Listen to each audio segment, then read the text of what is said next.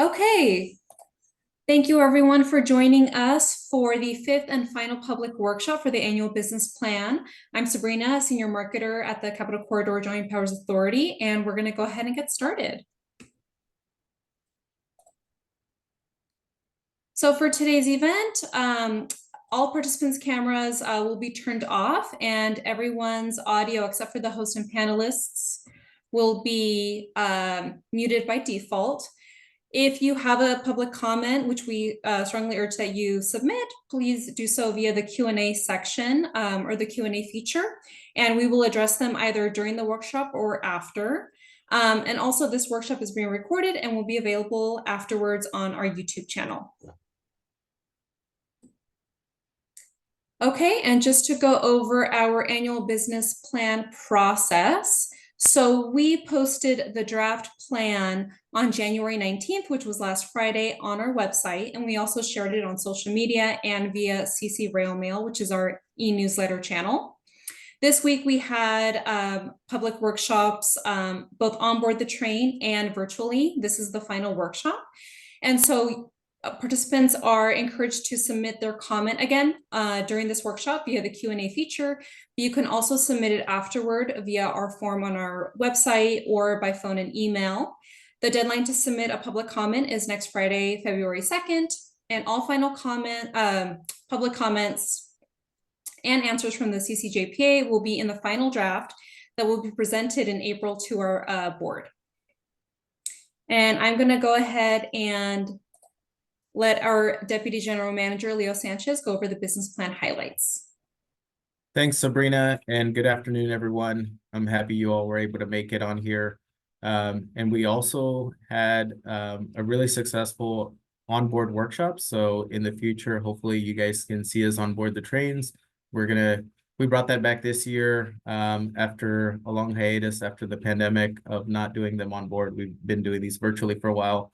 But now we're going back to how we were doing things previously and doing them both on board and virtually. That way we get a good mix of different folks that can attend the workshops.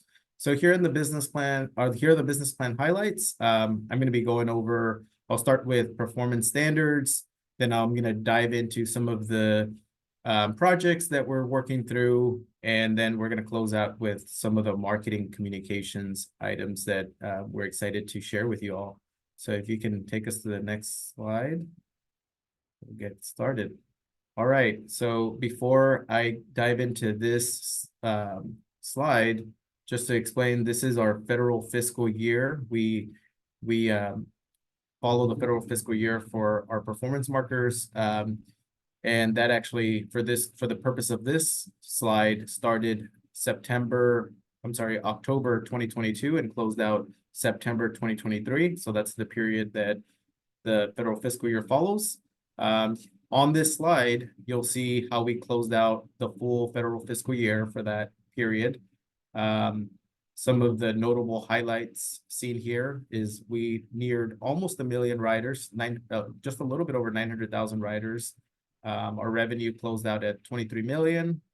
Our fare box ratio, which is the percentage of how much revenue is covering our total cost, was 38%. And then our on-time performance finished at 82%, short of our goal of 90%. But our customer satisfaction closed out strong with 88% for this period. Next slide. And in terms of our ridership, you can see on the left-hand side the full year 2019, and this is a different view. We're looking at now calendar year. 2019 was before the pandemic started. You can see what our ridership looked like at any given month, and it averaged just around 140,000 riders per month. You can see the steady progress that we've been making since the downturn of the pandemic. And we've continued to see some healthy increases, nearing almost 100,000 riders per month towards the tail end of the year. And we're looking forward to seeing that trend continue. So next slide. Here you can see where we were for 2023 and then how we've started off 2024. On the shaded gray or bluish area, it's a little bit of a range in terms of where we expect that the forecast can be for the next for the remainder of this fiscal year, and then also federal fiscal year 25. So you can see that we're projecting that we'll probably start seeing 100,000 per month riders over the coming months. It is a gradual increase, so nothing drastic that we're seeing in terms of our trends. But some of the things that we're looking forward to and additional reasons that this could continue to go upward is that we have some increases in service that we're planning closer to FY25. Next slide. On this slide, I'm going to cover a few things.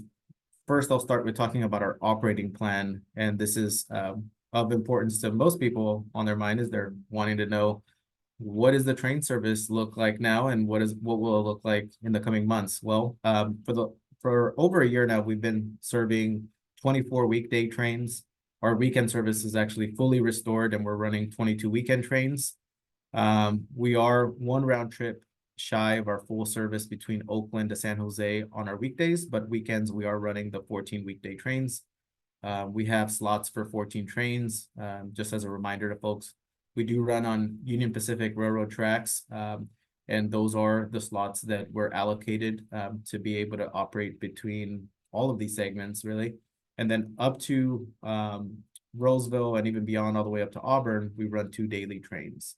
And what we're planning to do in the fall is to go back to 30 weekday trains and fully restore that Oakland to San Jose segment.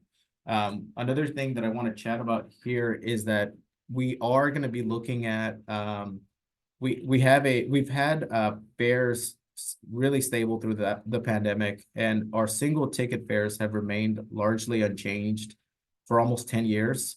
We are conducting a fare study currently, and this is going to continue throughout FY24. One of the things that we expect to see is that there will likely be some increases. We've seen inflation over the last few years since the pandemic started of nearly 20%. And so we do have an expectation that that there will be some increases, and that those will take place late in 2024. Next slide. And then just to talk about some of the challenges that we have that we're facing in terms of getting back to full service. We do have limited equipment. One of the things that we're awaiting for in order to be able to do 2 things. One, to give us additional capacity, which includes the bike capacity that a lot of our riders have been asking questions about. When are we looking to get additional storage space for their bicycles and just space in general? There are some pretty full trains that we're seeing now.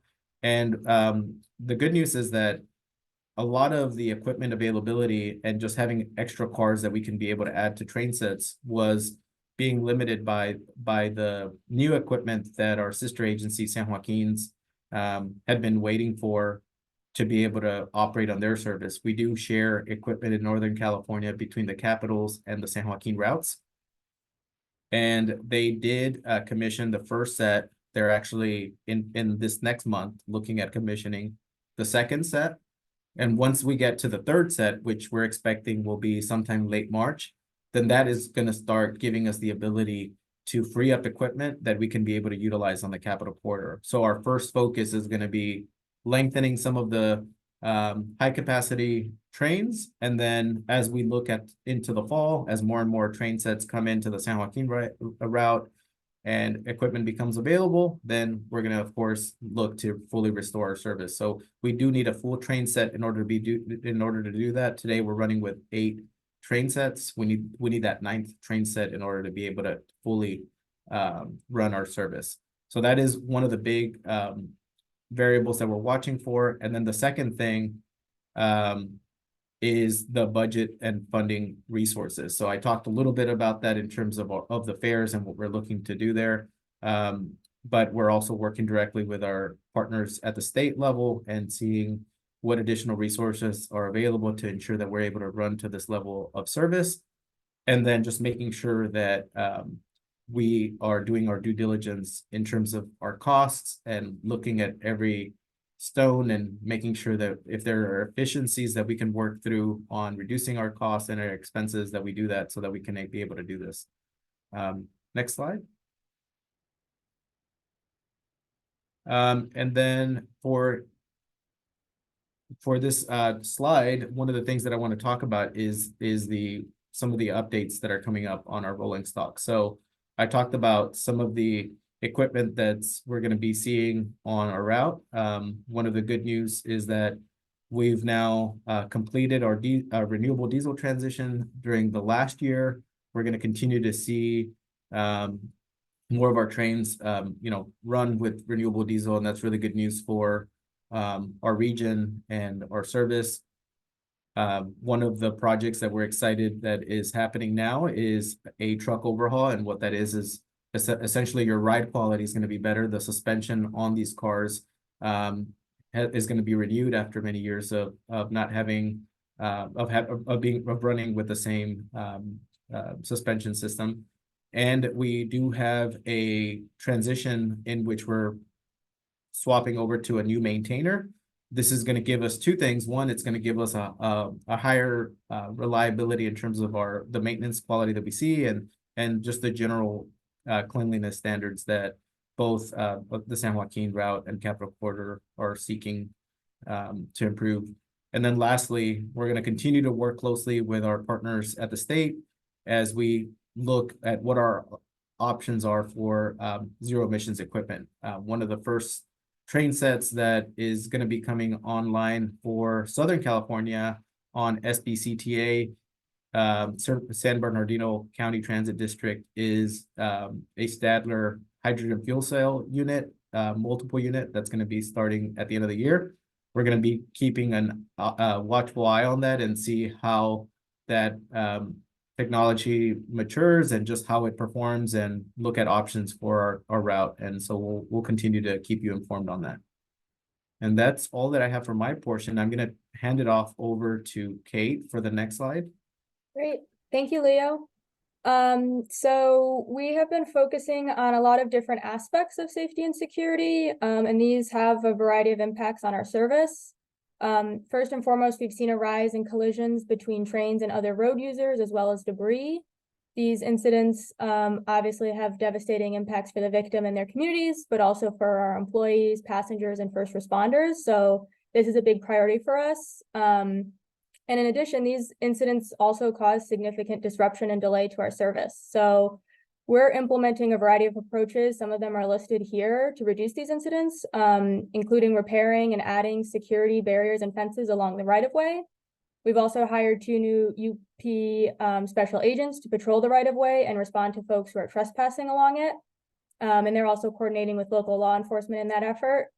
And these special agents can also assist with our right-of-way cleanup efforts, cleaning out the debris and encampments that are along the right-of-way. And then in addition to that, we've started a grade crossing program. We're coordinating with the cities and counties along the route to start grade crossing improvement program projects. There's 110 crossings along the corridor, so we're working with the cities and counties to try to make some improvements here to reduce incidents at those locations. And we also have a partnership with California Operation Lifesaver to reach out to schools and other people along the corridor to talk about safety and suicide prevention campaigns. And I think one last thing I believe we're doing is some station security, so passengers feel a little bit more comfortable on the platform, and improving the safety there as well. I think we can do the next slide. We also have a number of projects that will improve the reliability of our service. So we are doing signal replacement at Stige, which is, I think, in the El Cerrito area. We're working on the interlocking now. This will improve our reliability. We have a long section of single tracking near Levi Stadium in Santa Clara. And so we're working on a siding down there, which should reduce the waiting of trains through this section. That's a couple of years out, but the project is underway and we're making progress on that. That'll be a huge improvement to our reliability. And then finally, Davis is shown here in this picture. We're working on getting improvements to its signal system and interlocking as well, which should improve our reliability. So these are some exciting things we've got going on that maybe aren't super exciting to passengers, but you will feel the difference when you're riding the train, hopefully improve our reliability and get you where you need to be on time. And I think I go to Shirley now. Hi, everyone. My name is Shirley Chen. I'm a planner at the Capital Quarter Joint Powers Authority. The first thing that I will talk about is one of our most exciting projects on the service amenity side, and this is Tap to Ride. This is a pilot program for testing contactless payment as for travel on the Capital Quarter, and this is the train sections only. So this is a program where we're testing, being able to use your contactless card on board the train to pay for your train trip. And we've installed these card readers at every cab car on our trains. And we conducted our phase 1 pilot in March of the previous year, and in this year we are planning to conduct a further expansion of that initial pilot, just to collect more data. So we are probably going to roll out an additional round of gathering pilot testers for this expanded study. So we are very excited for this ability to use contactless cards to pay for fares, because we have heard the feedback that the Amtrak system of ticketing is not the most flexible, and it certainly limits us in the amount of discounts that we can offer and the types of promotions that we can introduce. So as we test this and roll it out for future implementation, please do look out for more updates, and it'll definitely allow us to introduce more flexibility in our fares and ticketing, the types of tickets that we can offer on the Capital Quarter. Next slide, please. So speaking of fares, Dio did touch on this earlier in the presentation. We are looking at how we establish our fares through this year, continuing a fare study that we initially started last year. As he mentioned, we've been holding our fares stable for many years, especially the single ticket fares. And so we're looking at, in certain segments, maybe adjusting the fares to be higher or lower, and any increases that we determine will be introduced as a gradual increase. It won't be a significant jump, but it'll be gradual through different months or different quarters of the year. Next slide, please. So some additional service amenity projects that we are leading. The first one that you can see is the passenger information display system modernization, CalPIDS.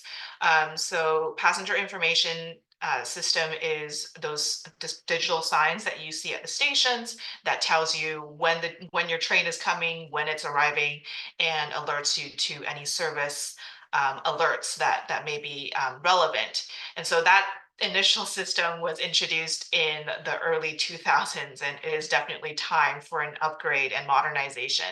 So we are going through a slow progress for modernizing that system, because it involves both software and hardware upgrades. We're starting to see some of those upgrades, the hardware upgrades, starting in later this year, and we anticipate some initial rollouts for testing in the later half of this year. But one of the earlier deliverables for this project is actually the creation of our GTFS real-time data feeds, which, if you're not familiar with GTFS, it's really the industry standard for how transit data is communicated in a very standard formatted way. And so we have our GTFS schedule, and then we have our GTFS real-time now that offers real-time train location and ETAs on top of that regular schedule. So these data feeds are now available for third-party trip planning apps, such as Transit app, or the Move It app, and perhaps later Google Maps, to offer our passengers another way to get the real-time train location and the latest ETAs, as well as future service alerts on their phones and through their preferred travel planning apps. So that's very exciting for us. And the second, Wi-Fi and entertainment. We've many of our passengers appreciate our Wi-Fi service, and we continue to upgrade and improve the performance of that Wi-Fi system on board our train. So some of the things that we've introduced in previous years is the dashboard, which allows people to watch movies, and some of our most popular ones this year or the previous year have been Avatar, The Way of Water, and The King's Man. So we'll continue to introduce like new entertainment options on board the train, as well as just improving the bandwidth and the performance of the Wi-Fi. Third, the food service. We will continue to add seasonal specials and new items. The food service, the cafe car item prices have been held pretty steady through many years, and we are starting to look at increasing some of those prices to be more competitive with just how much things cost nowadays. And those will be gradual, of course. And then Happy Hour is back. These are our customer appreciation events where we offer discounted drinks and free snacks during certain peak trains and peak times. And so we've been, through the pandemic, we've had fewer onboard events, but as we return to normal, we will be having more of those onboard events. And then lastly, we are working with Amtrak to improve ADA access at many of our stations. And these are just kind of mostly minor ADA improvements, like improving the grade of certain platforms to be ADA compliant. But this work is happening at many of our stations, as you can see. And they shouldn't be, they shouldn't be disrupting service in any significant way, but they are planned, and many of them are completed and then underway for some other stations. So I think that is all for service amenities. Next slide, please. Okay. So now I will move into some of the larger capital projects that will enhance our service in the long term. The first project I'll talk about is our Sacramento to Roseville third track project. For phase one, the goal is to increase our Sacramento to Roseville service from the existing 1 round trip to 3 round trips daily. This project has recently received full construction funding from the FRA CRISI program, and we're very excited about moving that project forward into construction in the next couple of years. The estimated operational start of the third track project will be 2029. The second large capital project that we are undertaking is the South Bay Connect project, which proposes to reroute our current service between Oakland and San Jose from the Niles subdivision, which is a very windy, takes a very wide turn through Fremont onto a shorter, more direct route between Oakland and San Jose, which will reduce the travel time about 10 minutes. But it also allows a new Trans-Bay connection, multimodal Trans-Bay connection to the San Francisco Peninsula via a new station at Ardenwood. And Ardenwood is on the border between Fremont and Newark. We're proposing a new station at immediately adjacent to the existing Ardenwood Park and Ride, which serves Trans-Bay buses and shuttles currently. So that project, South Bay Connect, is currently in the environmental and preliminary engineering phase. And we expect to push out a public draft of our EIR sometime in mid-2024. The third large capital project that I'll talk about is the Link 21 program. This is a joint BART and CCJPA-led planning effort for a second Trans-Bay crossing for direct rail service between East Bay and San Francisco, along with supporting rail improvements in the mega region that just improves the network connectivity for rail overall in the Northern California mega region. And this project is currently just in the planning phase. They've done a lot of public outreach, but also technical analysis to determine, what is that going to serve, what that service is going to look like, what kind of market can it serve, the ridership, all of that very technical stuff. Yeah, it's a very long-term project, but it's very, very important for just overall transit network connectivity within the Bay as well as the Northern California mega region. And then I think that is all for me. Yep. Yeah. All right. Well, before we go into the priorities for marketing, communications, and customer experience, I'd like to just remind attendees on the line to submit your public comment using the question and answer feature, not the chat feature. So if you have any questions in the chat, please go ahead and move them over to question and answer. And when we get to that portion of the presentation, we can go ahead and cover it at that point. Okay, so talking about the priorities for marketing. Well, number one is ridership growth, right? We want to go ahead and increase our ridership, get it back to pre-pandemic levels. And to do so, we want to create enticing advertising campaigns that are marketed to not only our commuters, but our leisure audiences as well.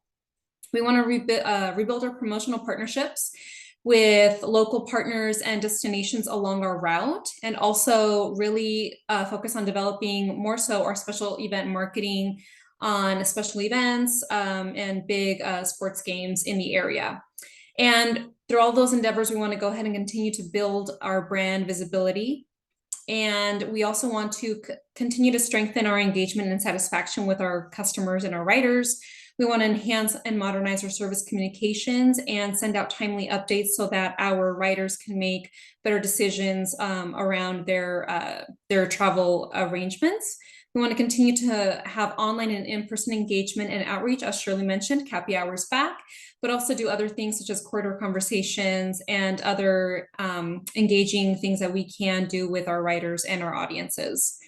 We want to create content for social media channels and build on that, making sure that we're reaching our riders and our audiences in a very effective way, and seek out other opportunities to enhance and increase our amenities. We just launched our Pets on Board policy in November, and so we're really excited at how that's going, and to continue to explore other ways to enhance our amenities in that way. Also, building up our public relations, outreach, and advocacy, earning positive media coverage for CCJPA and associated projects, collaborating with other agencies on raising awareness for rail-related issues, and creating content that highlights projects, staff achievements, and partnerships. Okay, so we are at the end of our presentation.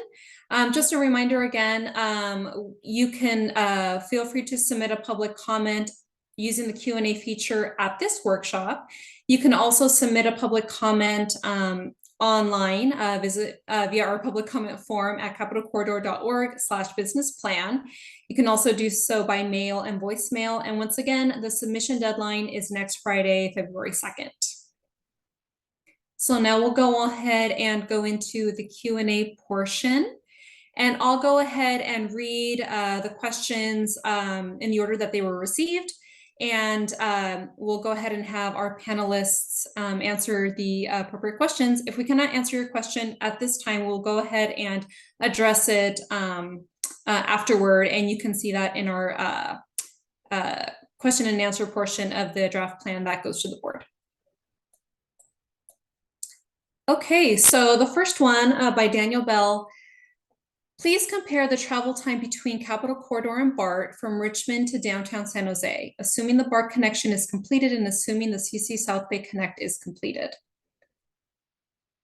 Shirley, I don't know if you want to take a stab at that, or if you want to. I I don't think we can give a direct answer to that because, as of now, I don't think BART has released any schedule information about what that extension to San Jose might look like for schedule. But I would imagine that, because BART takes it's a longer route for BART between Richmond and San Jose, that the travel time is likely more compared to the newer route, if Capitol Quarter, shifts to the coast subdivision, the shorter coast subdivision between Oakland and San Jose.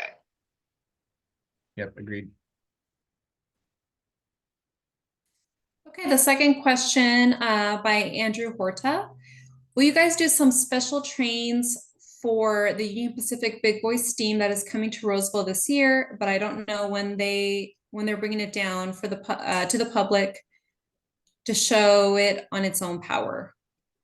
Yeah, and I can take that one. So we don't have any plans to do that directly with Union Pacific, but we can certainly share information as we see it from our partners at Union Pacific. So that is an exciting heritage fleet that comes down every few years, and it hits different parts of the country. So I know a lot of people are excited to see that equipment.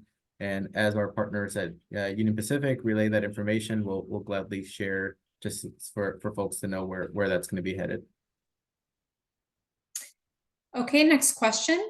Is there a chance if we can do a Union City station by BART? And is the Capitol Corridor doing a Hercules station? Shirley? Yeah, I'll cover the Union City one. So a long time ago, the Capitol Corridor did explore a potential station at Union City, but it didn't really pan out. And right now, it's pretty unlikely that there's going to be a Capitol Corridor station at Union City. Not just because we're shifting our service, we're proposing to shift our service onto the coast subdivision, which is going to be moving away from that particular route. But my understanding is that there's just not enough space at the Union City location for a full station. There's a lot of existing development that would need to be disturbed. However, I do know that ACE perhaps would have some interest in serving Union City. I just don't know how far along those plans are. I think there was a study perhaps a year or so ago that wrapped up and maybe had some conclusions. I don't know the details of that. And then on the Hercules station, yes, we are working with the city of Hercules to plan a station at Hercules, but I'm not clear on the construction schedule for that particular project. But the Hercules station has been approved by our board as a to be, or I don't remember the name of it. Leo, do you remember what that classification or that label?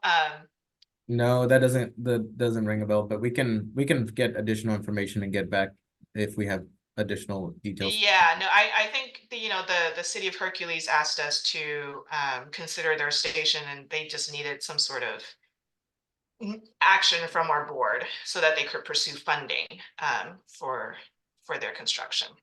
Yep, and I think the most important point here is that any individual cities like Hercules, for example, works through those details and they engage with staff to figure out what the mitigation strategies are.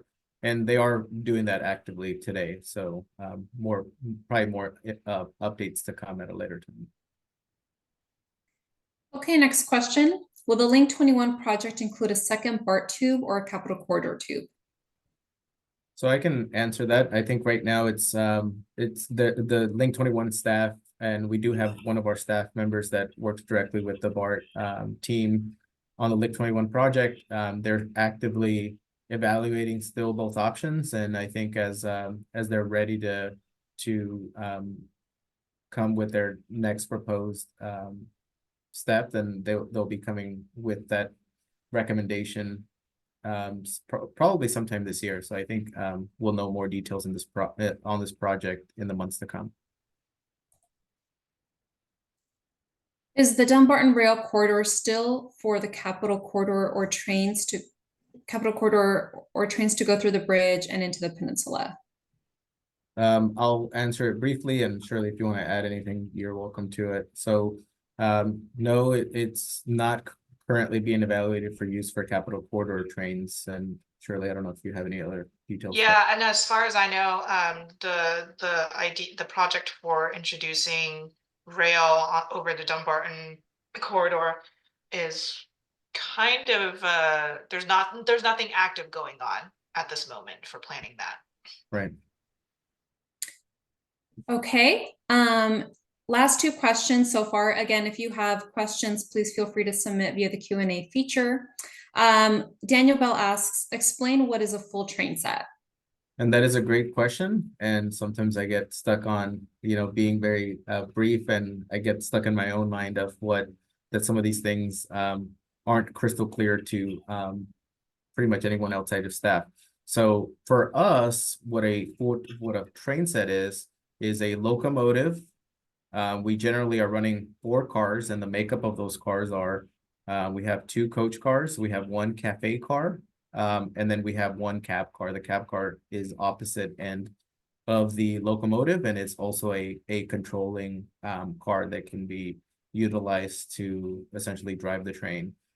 What we are planning to do is lengthen those trains. Before the pandemic in 2019 and years prior, we would run generally several 5-car train sets. So that generally meant 3 coaches, 1 cafe, and 1 cab. And then on some train sets, we were also running up to 6 cars. So we had 1 locomotive and 6 cars total. And what we're looking at for the coming months is to look at maybe running 5-car sets for the busiest trains. I can say that would likely be like train 529, train 538, train 541. Those are some of the ones that come to mind that are particularly busy, and we definitely need the extra space for riders. Okay, and then is zero emissions, does that equal electrification? So that is a great question. And I think right now we're evaluating what those options are. It is unlikely that it would be electrification. That generally has not been the concept that the Class 1 railroads like Union Pacific and others have chosen to adopt. The only ones that have gone the route of electrification have generally been agencies that own their right-of-way, like, for example, our partners at Caltrain. For us, the likeliest route is the one that I mentioned earlier, which is probably a hydrogen fuel cell multiple unit with a battery component. So that's looking like the most likely scenario, and we'll keep you posted as we have more details or more information. Okay, and the final question that we have in the queue is, for the trains that go to Roseville, can there be a morning train from San Jose to Roseville at around 8 or 9 a.m.? So that is a great question. Unfortunately, today we only have 1 round trip that we're offering for that region. Historically, the way that train was set up was to bring folks up from the Placer County region that were working in Sacramento and beyond, down to those areas. So the way that the current round trip is set up is that the early train coming westbound is leaving early morning from Auburn and then getting into San Jose around, I think it's like 10 a.m. or so. And then on the return trip, it's an afternoon to take those commuters back home up to Auburn. Now, one of the things that I can say is that we are excited that our Sac-Roseville project is fully funded for the first phase. What that will allow us to do is add an additional 2 trains up to Roseville. So eventually we can look at those type of scenarios and see where can we add additional train service. And our eventual goal is to have 10 round trips up to Roseville. So that is an exciting project that we're working on actively. And as we have more details, we'll certainly share those. And one of the things that we are going to be doing this year, now that we're on the topic of schedules, is that we are going to be looking at our existing schedule. We're going to be looking at what type of modifications and enhancements we can do to better serve our riders. And so that likely will take place in terms of the implementation probably in about a year. So there is a process where we first do some initial modeling, we do some discussions with our partners at Amtrak, and we start engaging with the Class 1 Railroad, which for us is Union Pacific, but also a portion of Caltrain in the south end of the corridor. We go through that process. We look at what are some of the limiting factors, so some of the reasons why we can't make some additional improvements. And then eventually we share that schedule with the public. We don't anticipate that there's going to be anything too drastic, but we do want to make some improvements on areas that we know have had some existing conflicts. More than any other area, it's in the south end of the corridor where we have single track territory, as Kate Gosselin mentioned earlier. Okay, another question just came in. Does the Capital Corridor share tracks with BNSF? Great question. And no, so it's essentially 168 miles or so, or 166 actually, are Union Pacific tracks, and then about 2 miles are Caltrain tracks. Our partners, though, at San Joaquin do run on some BNSF tracks. Okay, we are at the end of our Q&A. I don't see any more questions. Oh, we actually have 2 more. Okay. For routes that only go to Oakland, where is the layover? So usually what happens is we either turn around equipment there. We also have the Oakland maintenance facility that we utilize for the equipment that goes to Oakland. And then our layover yards that we have outside at the endpoints are at San Jose at Diridon Station, and they park right there at the Caltrain station. And then going up north, at Sacramento, we lay over equipment there at the Sacramento Valley Station. And then we also have equipment that lays over, one set that lays over at Auburn. Eventually, once we build that phase 1, we will be laying over some equipment at Roseville as well for the trains that originate there. Okay, and what will happen to Hayward Station? So as part of South Bay Connect and the shift to the Coast subdivision, Hayward and Fremont Centerville will no longer be served by the Capital Corridor trains. However, Fremont will still continue to be served by the ACE trains. And the Hayward station is not going away. It's just that there's no longer going to be a passenger train stopping at that station. So, and that station is, it is the property of the city of Hayward. So it's up to the city what they want to do with the station in the future. Okay, and can there be a train coming back from San Jose to Fremont at 1 p.m. or 1:30 p.m.?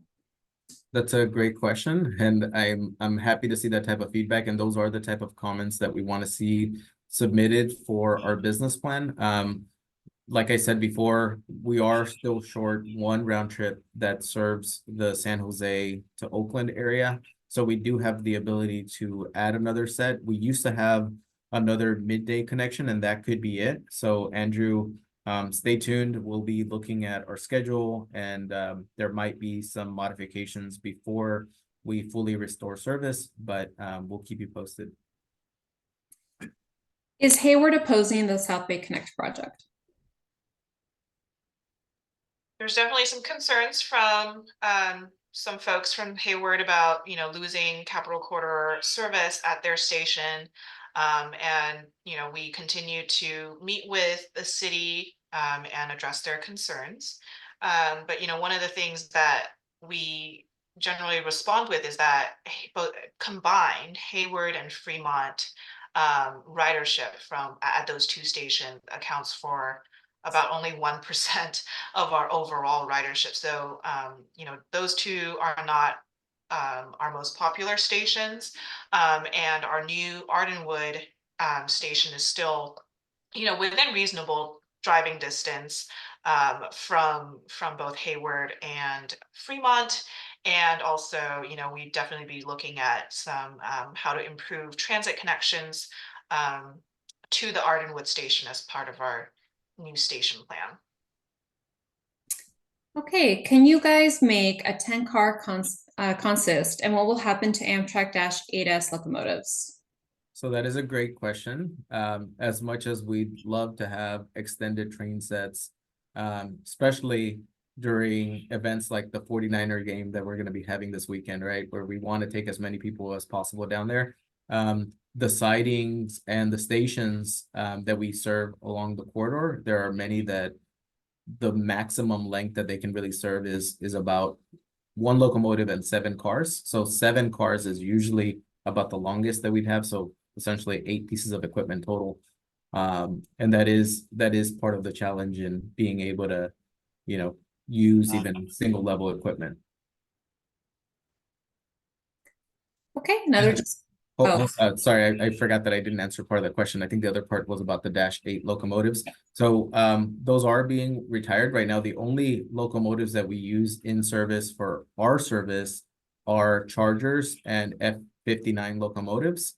So that's tier 2 and tier 4 locomotives. There is strict guidance out from CARB to really move towards tier 4 and really beyond that to 0 emissions. So we don't expect to utilize really even any, we don't expect to procure any tier 2s in the foreseeable future.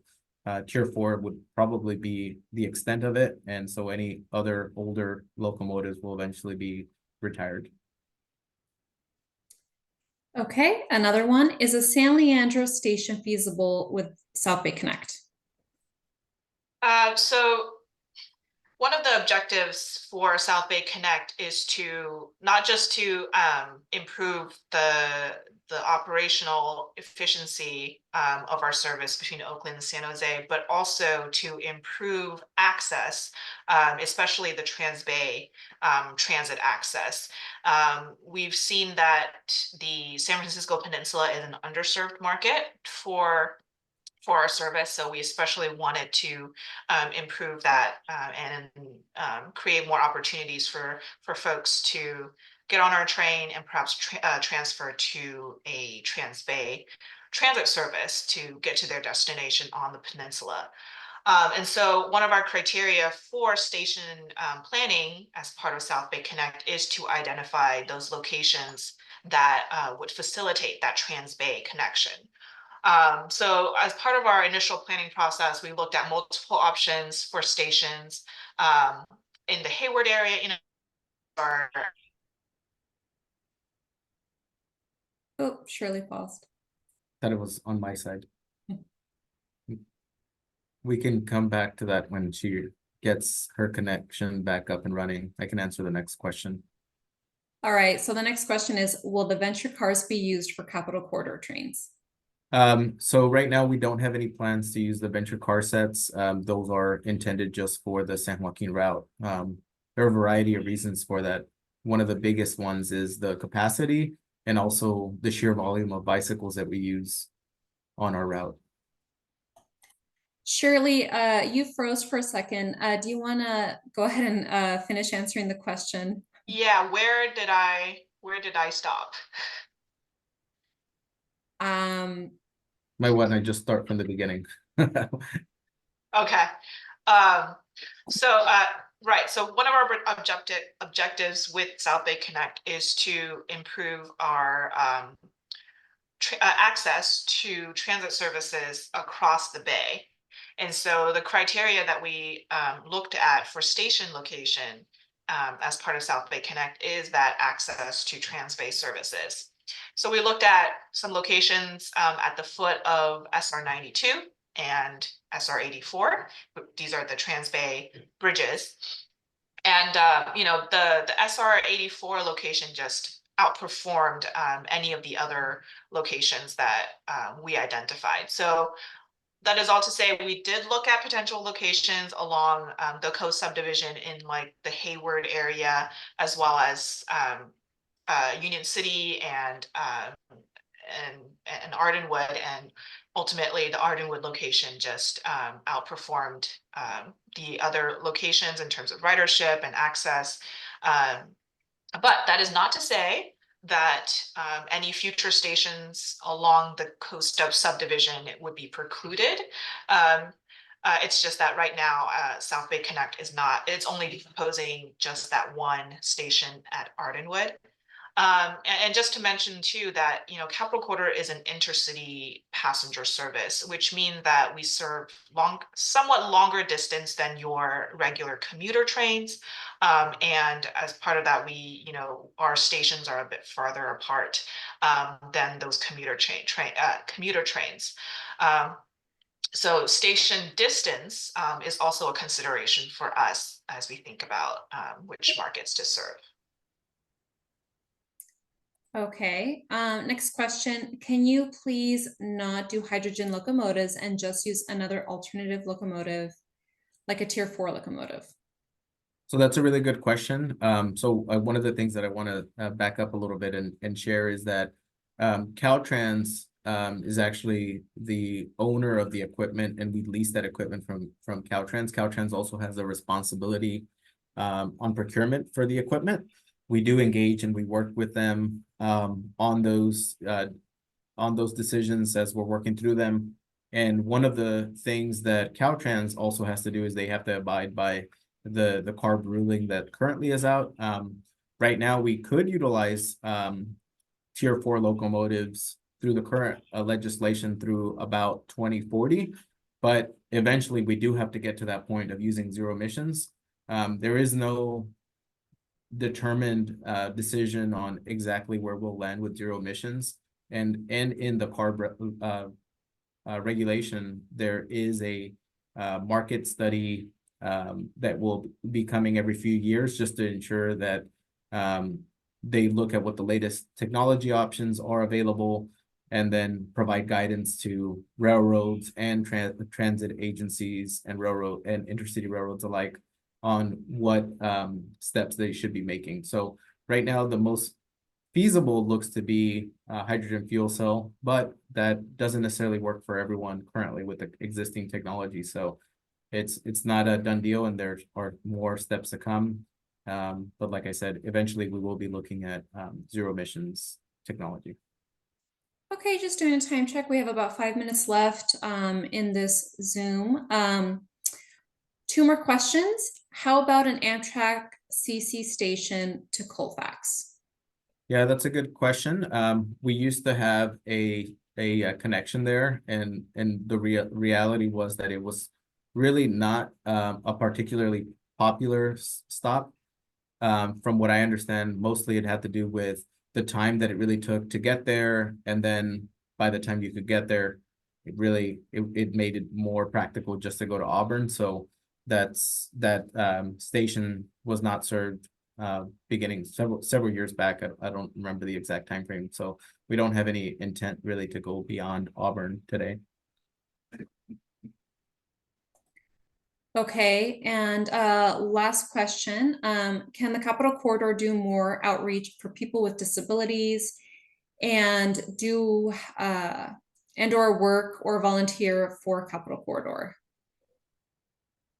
I think this is a great question. I think we can certainly do more here, and this is probably one that we can come back to you on a better response on what all we can do to engage with other folks, and really, I think volunteer opportunities for stations are a great idea as well. Okay, we have about 3 minutes left. No more questions so far. So I want to take this time to thank everyone for joining us. We really appreciate your comments and feedback. We will be receiving comments until, I believe, February 2nd. Is that correct? Yep. Yes. And so if you have additional feedback, comments, questions, or things that you'd like to be directed towards CCJPA staff, or things that you want to be reflected or or for us to work on our business plan, then we can certainly listen to those and get back to you on some of your ideas and whether we can make use of your input. I mean, we get a lot of great ideas from Capital Quarter writers, and that's how many of the changes that have transformed the service have taken place over the last few years. If you would like the link to submit a comment via the online form, you can do so. The link is in the chat. Thank you so much for attending, everybody. We have one more question. Do we have time for one more? Sure. Okay, last one. Can you guys reach out to UP about the big boy or when it is coming to the public? Yeah, we can do that. We can find out, and I'm sure we can also post their website. They normally update that type of public information for the public as well, so that they can be participating in those events. Okay, all right. Thank you very much, everybody. I'm going to go ahead and stop recording and end the meeting. I hope you all have a great day and a great weekend. Thank you for your participation. Thanks, everyone.